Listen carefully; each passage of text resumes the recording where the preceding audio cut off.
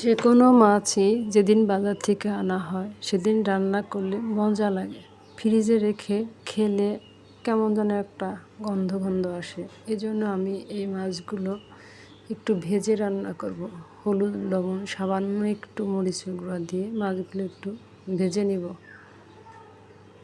পিটুপিট করে ভেজে মাছগুলো তুলে নিব।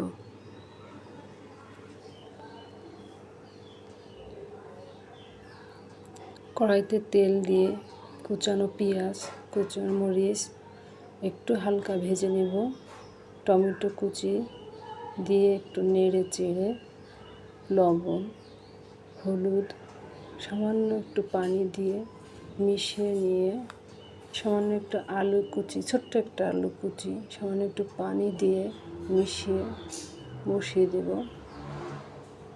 ভেজে রাখা মাছগুলো পানি ফুটে উঠলে দিয়ে দিব। এভাবে আস্তে আস্তে রান্না করব।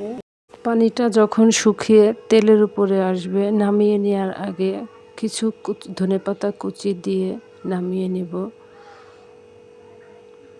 খুব মজার চচ্চড়ি।